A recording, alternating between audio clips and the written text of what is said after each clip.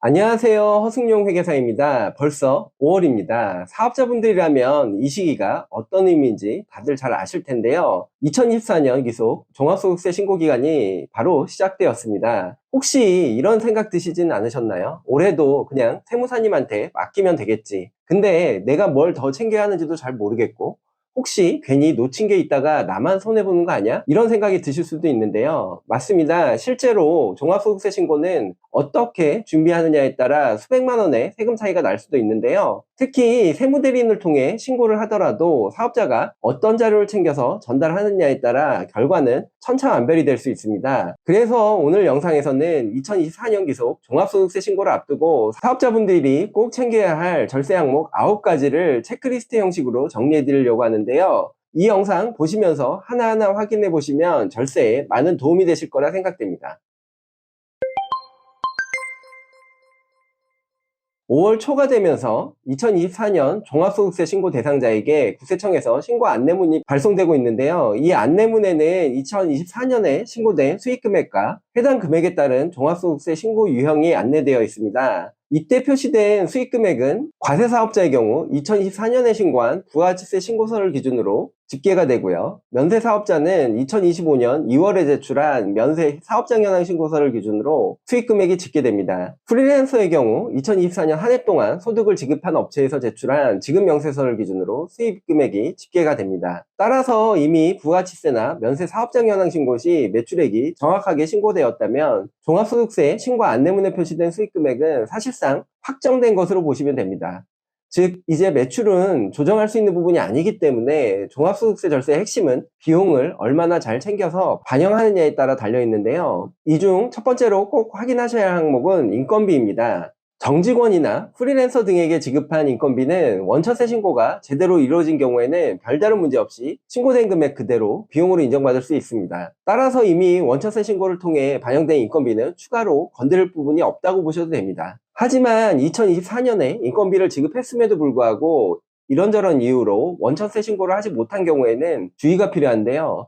이 경우 기한 후 신고나 수정 신고를 통해 원천세 및 지급명세서를 제출하면 해당 인건비를 종합소득세 신고 시 비용으로 반영할 수 있습니다. 특히 주의하셔야 할 사례가 바로 가족 직원인데요. 가족에게 인건비를 지급하고도 가족이니까 굳이 신고 안 해도 되겠지 하고 원천세 신고를 누락하는 경우가 많습니다. 하지만 실제로 해당 가족 직원이 사업과 관련해서 업무를 한 근거가 있다면 가족 직원에게 지급한 인건비라도 원천세 신고를 통해 비용 처리를 할 수 있습니다. 인건비는 금액이 큰 항목인 만큼 설령 원천세를 납부하더라도 그만큼 소득세 절감 효과가 더 클 수 있기 때문에 혹시라도 빠뜨린 인건비가 있다면 지금이라도 원천세 신고를 통해 종합소득세 신고 시 비용으로 반영하는 것을 고려해 보시기 바랍니다. 두 번째로 확인하셔야 할 항목은 4대 보험료입니다. 이 역시 인건비와 관련된 항목인데요. 직원 4대 보험의 사업주 부담분과 사업자 본인의 건강보험료 납부액이 여기에 해당됩니다. 홈택스에서도 4대 보험 관련 정보가 제공되기 때문에 단순히 홈택스에 표시된 금액을 보고 비용 처리하는 경우도 많은데요. 하지만 실제 납부 금액과 홈택스에 기재된 금액이 다를 수 있기 때문에 보다 정확한 반영을 위해서는 각 보험공단에서 2024년 보험료 납부 내역서를 발급받아 확인해 보시는 것이 좋습니다. 특히 근로소득과 사업소득을 동시에 가지신 경험사업자의 경우에는 더더욱 주의가 필요합니다. 이분들은 직장에서 납부한 급여 기준 건강보험료 외에도 사업소득에 따라 별도로 부과되는 소득월의 건강보험료는 사업소득에 대한 비용으로 처리하는 것도 가능하다는 점 잘 알아두시기 바랍니다. 누락되기 쉬운 항목인 만큼 올해 납부한 건강보험료와 4대 보험 사업주 부담분 내역을 꼭 체크하셔서 정확히 비용 반영해 주시기 바랍니다. 세 번째로 살펴볼 항목도 인건비와 관련된 내용입니다. 바로 직원 퇴직금인데요. 직접 퇴직금을 지급한 경우에는 퇴직 시 퇴직소득 원천세 신고가 함께 이루어지기 때문에 종합소득세 신고 시 별도로 비용을 누락할 가능성은 매우 낮습니다. 그런데 문제는 확정기여형, 즉 DC형 퇴직연금 제도를 운영 중인 사업장인데요. 이 경우 회사가 직원 명의로 외부 금융기관에 퇴직연금보험료를 납입하게 되는데 이때는 별도로 원천징수 신고가 이루어지지 않기 때문에 연금 납입금이 비용 처리에서 빠지는 경우가 종종 발생합니다. 따라서 DC형 퇴직연금 제도를 운영하고 계신 사업자분들은 금융기관에서 2024년 납입한 퇴직연금 납부 내역서를 발급받으신 후 해당 금액이 빠짐없이 비용으로 반영될 수 있도록 꼭 체크해 주시기 바랍니다. 네 번째 항목은 바로 적격증빙 미수치 거래에 대한 비용 처리입니다. 사업을 하다 보면 상품을 매입하거나 사무실 임차료, 기타 비용 등을 지출하면서 세금 계산서나 사업용 신용카드, 현금 영수증 등 적격 증빙을 수취하시는 경우가 대부분인데요. 이런 비용들은 이미 부가치세 신고나 면세 사업장 현황 신고에 포함돼서 종합소득세 신고 시 비용으로 반영되기 때문에 보통 누락에 대한 걱정은 크지 않습니다. 그런데 문제는 적격 증빙을 받지 못한 거래들인데요. 계좌이체 등을 통해 대금을 결제한 후 간이 영수증 등만 받은 경우, 계좌이체는 했지만 세금 계산서나 현금 영수증 등을 받지 않은 경우 이러한 거래는 부가치세 신고에도 반영되지 않고 홈택스에도 자동으로 집계되지 않기 때문에 종합소득세 신고 시 경비 반영에 누락되는 경우가 많습니다. 하지만 세법상으로는 적격 증빙이 없다고 하더라도 사업과 관련이 있고 객관적인 지급 사실을 입증할 수 있다면 비용 처리 자체는 가능한데요. 예를 들어 계좌이체 내역이나 영수증,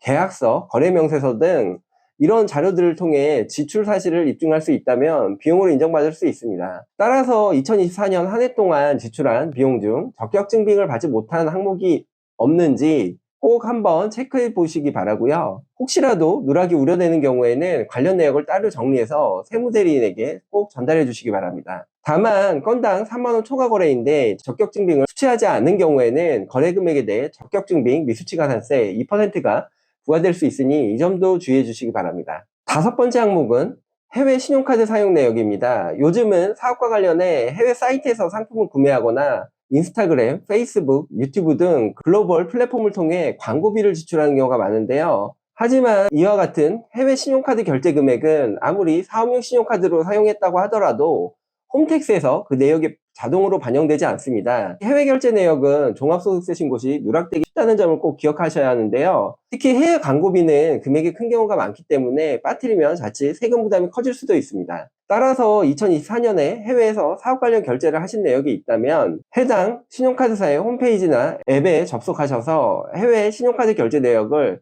따로 조회해서 정리하신 뒤 종합소득세 신고 시 반드시 비용으로 반영해 주시기 바랍니다. 여섯 번째 항목은 사업 관련 대출금의 이자 비용입니다. 의외로 많은 분들이 사업을 위해 대출을 받았음에도 관련 이자 비용을 비용 처리하지 않고 놓치는 경우가 많은데요. 사업 운영과 관련된 대출금이라면 그 이자 비용은 종합소득세 신고 때 처리할 수 있습니다. 예를 들어 부동산 임대업을 위한 상가 매입 대출이나 온라인 쇼핑몰의 운영자금 대출, 사업장 시설 확충을 위한 시설 대출 등이 여기에 해당되는데요. 이러한 대출과 관련된 이자 비용은 충분히 비용으로 인정 가능한 항목입니다. 만약 종합소득세 신고 때 이런 이자 비용을 비용으로 반영하시려면 금융기관에서 2024년 원리금 상환 내역서를 발급받으신 후 그중 이자에 해당되는 금액만 비용으로 반영하시면 됩니다. 다만 유의하실 점이 있는데요. 이자 자체는 비용 처리가 가능하지만 원금 상환액은 비용으로 인정되지 않고요. 그리고 대출이라고 하더라도 사업과 관련 없는 대출, 예를 들면 주택구입이나 전세자금,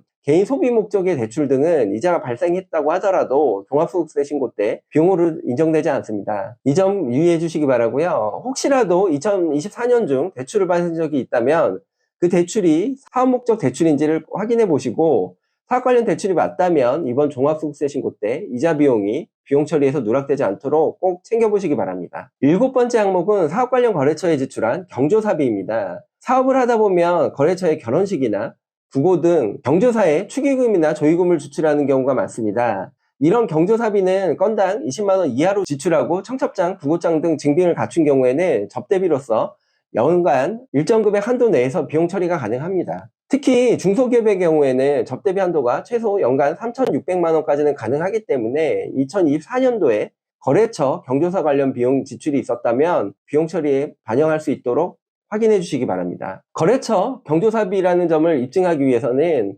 청첩장이나 부고장, 실물이나 사진 또는 캡처 화면 또는 문자 초대장 등을 보관해 주시면 되고요. 다만 거래처에 지급한 경조사비만 접대비로 인정되기 때문에 가족이나 친지, 지인 등 사업과 무관한 사람에게 지급한 경조사비는 원칙적으로 비용 처리 대상이 아니라는 점 주의해 주시기 바랍니다. 여덟 번째 항목은 업무용 승용차 관련 비용 처리입니다. 사업자가 사용하는 차량 중에 트럭이나 경차, 9인승 이상의 승합차를 제외한 9인승 미만의 소형 승용차는 업무용 승용차로 분류되는데요. 업무용 승용차에 대해 감가상각비나 주유비, 차량 보험료, 수리비, 통행료와 같은 유지비 등이 종합소득세 신고 시 비용으로 인정이 됩니다. 다만 비용 처리 방식은 장부 규정 유형에 따라 달라지게 되는데요. 간편장부 대상자의 경우 업무용 승용차 관련 비용은 한도 없이 전액 비용 처리가 가능합니다. 다만 복직부기 의무자인 경우에는 차량 운행 기록부를 작성하지 않은 경우 감가상각비는 최대 800만 원까지만 인정이 되고요.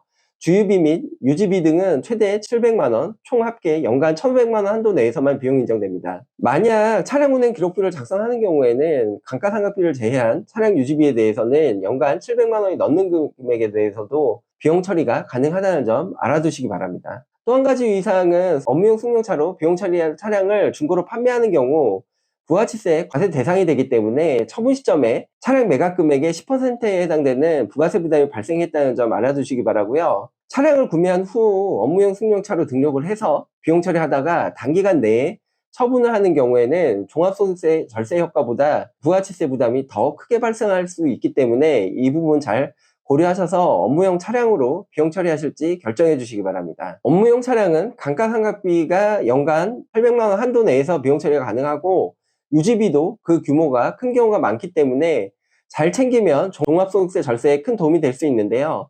따라서 해당 내역 꼼꼼히 확인하신 후 누락 없이 잘 반영될 수 있도록 해주시기 바랍니다. 마지막으로 비용 처리와 관련된 내용은 아니지만 절세에 도움이 되는 세법 개정 내용 알려드리려고 합니다. 올해 종합소득세 신고 시부터 적용되는 새로운 절세 항목, 바로 혼인신고 세액공제입니다. 이 제도는 결혼비용 부담을 덜어주기 위해 신설된 세액공제로 2024년부터 2026년 사이에 혼인신고를 한 부부에게 부부 1인당 50만원씩 총 100만원의 세액공제 혜택을 받을 수 있는 제도인데요. 혼인신고를 한 해당 연도에만 1회 적용 가능하고요. 연말정산이나 종합소득세 신고 시에 세액공제 신청이 가능합니다. 2024년 1월 1일 이후 혼인신고를 한 경우부터 대상이 되는데요. 신규 제도라 아직 많은 분들이 잘 모르고 지나칠 수 있는 만큼 2024년에 혼인신고를 하신 분들이라면 반드시 체크해보시고 신고에 누락되지 않도록 꼭 반영해 주시기 바랍니다. 이제 종합소득세 신고는 세무대리인에게 맡기는 시대를 넘어서 사업자 스스로 무엇을 챙겨야 하는지 아는 것이 절세의 핵심이 되고 있는데요. 오늘 말씀드린 9가지 절세 항목, 인건비, 4대 보험, 퇴직금, 적격증빙 수취 외의 비용 지출, 해외 결제 비용, 사업 관련 대출이자, 경조사비, 업무용 차량 관련 비용, 혼인신고 세액공제, 총 9가지 항목 중에 놓치는 부분 없는지 꼭 체크해 보시기 바랍니다. 이 영상이 종합소득세 신고를 준비하시는데 많은 도움이 되시길 바라면서 오늘의 영상 마치도록 하겠습니다. 이상 허승용 회계사였습니다. 감사합니다.